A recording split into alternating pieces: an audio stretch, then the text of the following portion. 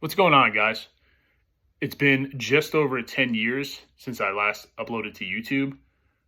The original scope of the channel I made was for mostly rock band content. That was about 15, 16 years ago when I started the channel.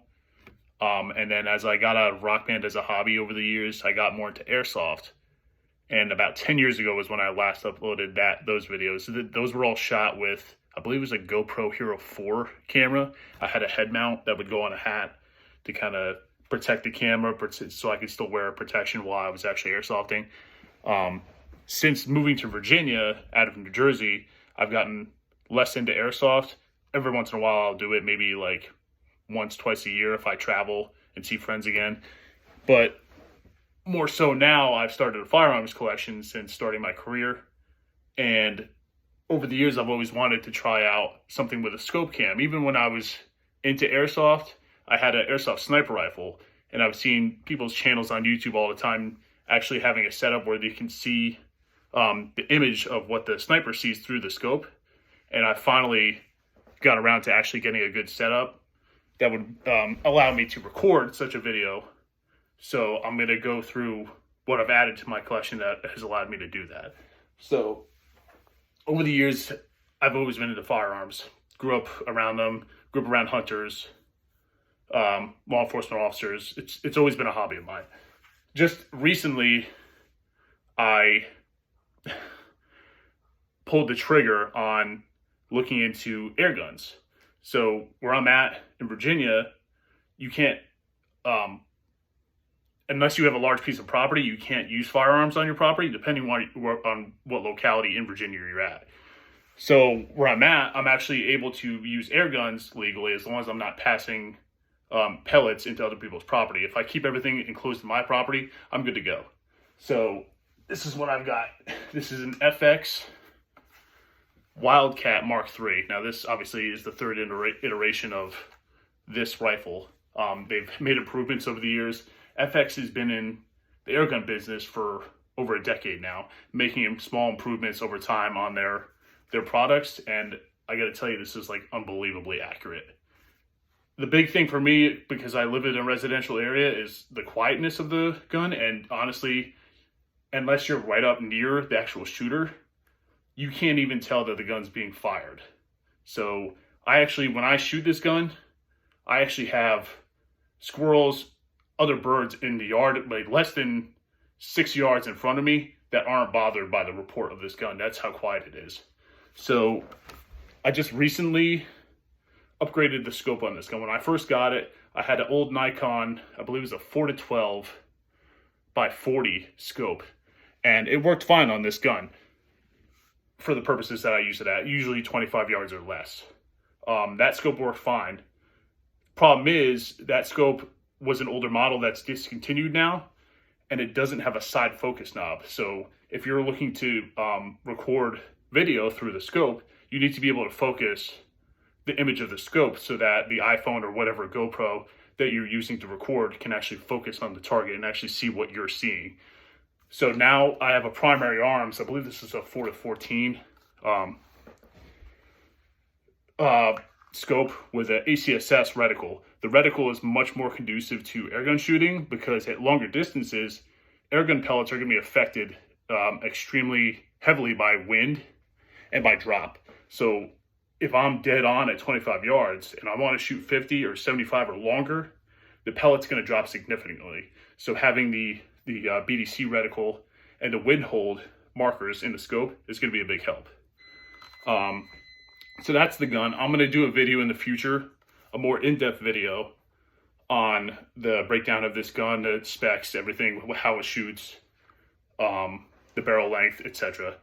But I'm going to leave this now because we're going to go outside pretty soon to actually give you some preliminary groups, just give you an idea how the gun shoots at 25 yards. I'm going to section into how I'm going to actually record that now. So I've been looking around at different options. One of the options I did look at was, I believe it's called the side shot. So the side shot mount actually mounts like a scope ring to your optic, which is really tight. It's a great mounting system. The problem is this primary arms optic has an extra knob that would prevent that side shot optic mount from actually clamping to this optic. So that wasn't really an option. And also the downside of the side shot, it's a great product, but it also is much more expensive. I believe it's like $200, $210. If I could have, I would have gone with that, but just because of the scope I picked for this air gun, not allowing that kind of mounting system, I looked elsewhere for an alternative. So I looked on Amazon, and I've seen good reviews on, what is this? This is the Starbusa. It's a camera adapter. So instead of being a side clamping system like the side shot, this is this mounts directly to the rear ocular lens with the scope. You have these polymer adjustment screws, so you can center the peephole right here where your camera is actually going to look through. And then you have the smartphone clamp adapter, which you can use to fine tune where the camera sits, or the iPhone, whatever smartphone you have, sits behind the optics, so you can get directly into the eye box and right through the scope, so you have a clear picture. So I'm going to mount this all up, and I'm going to edit this video into the next section. Unfortunately, I don't believe this phone will allow me to switch back and forth between the front facing cameras and the rear facing cameras that you're seeing right now, that you're seeing me in. So I'll have to, if I want to show back and forth different perspectives, I'll have to chop up the video. It'll take a little bit more time, but it's not really a big deal. So I'll cut this out, and I'll see you guys back out at the range. Okay, so we're out here at the shooting table now. Like I said before, unfortunately, I can't switch between front-facing camera views through the scope and the rear-facing camera views to view me on the fly while it's recording. So I'll have to pause recording and then switch the views in between. So you guys will see pauses while I edit this video. So we're at 25 yards. We're gonna do 3 5-shot groups with the pellet that this gun right now is tuned for. That's the JSB 18 grain pellets. And then after that, I'm going to do another 5-shot group with something that's pretty new to me, these airgun slugs. They're a different shape than airgun pellets, and they require a lot more tuning. But if I can get decent accuracy out of these without even tuning the gun, then I might as well just leave it on the same setting. So these are JSB knockouts. They're 25 grain, slightly heavier than the pellets that this gun is tuned for. So we'll see how they group at 25 yards. Okay, so right now the scope is at 14 power, and as you can see, that's the ACSS Advanced Combat Sighting System reticle system that Primary Arms uses in a lot of their optics. This one's a little bit different. It has the extra stadia on the sides for wind holds and for distance holds, which is perfect for these pellets, especially if you're going to shoot, 75 yards or more with them. There's going to be a decent amount of drop. So, but this gun at 25 yards is sighted in right on the money with the 18 grain pellets. So let's see what we can do. As you can see right there, that's about a 1/2 inch to a 1/4 inch group. So if I can maintain that out to 50, 75 yards, that's more than enough for my purposes as far as just planking and maybe eventually some airgun hunting with pest control, but we'll see in the future. If I can keep this camera focused, that would be great. That's one thing that's new to me, is this mount, and just making sure the reticle and the target can stay focused together. There we go. Takes a little bit of fine tuning, but let's see how this does. I'm also testing out this mount to make sure that it doesn't move between shots. This gun has virtually no recoil to the shooter. It's super, super light, even lighter than like a 22 rimfire, but there is a little bit of movement, and I want to make sure that the plastic screws on this mount can actually hold up to that movement. So let's go with the first 5-shot group here. Come on, focus.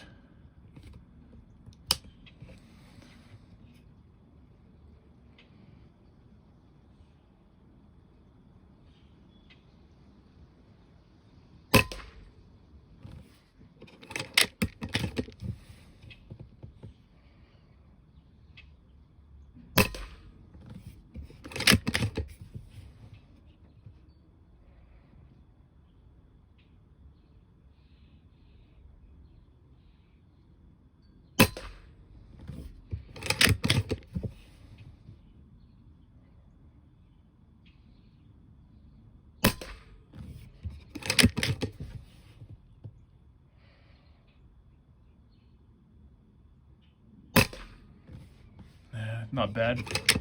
Not the best I've shot. Let's try another one. 5 shots down on this second target.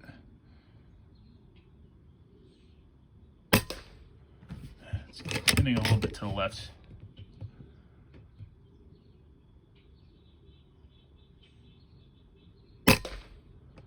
Same hole.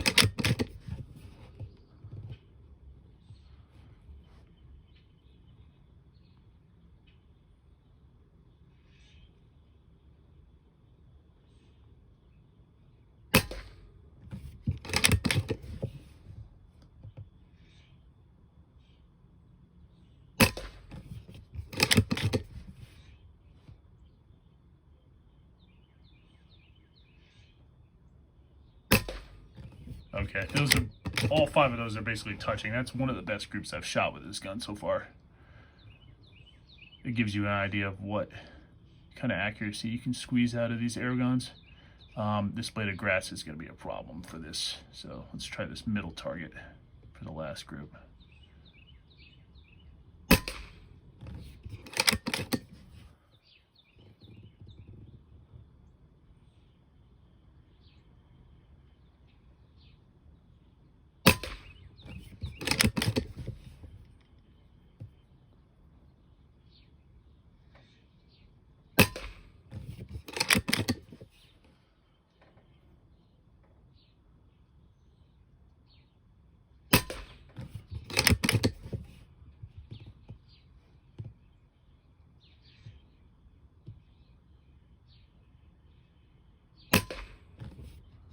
Yep, all 5 touching again.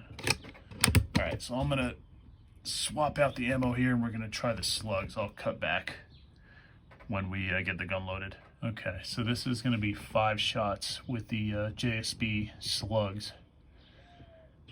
25 grainers at 25 yards. I have the middle of the reticle illuminated red just for a different sight picture here. See how that shows up on the camera. But here we go, 5 shots.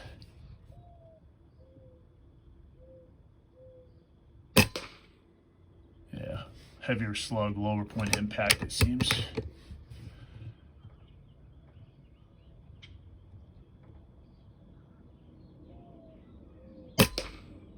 Oh, that one was close.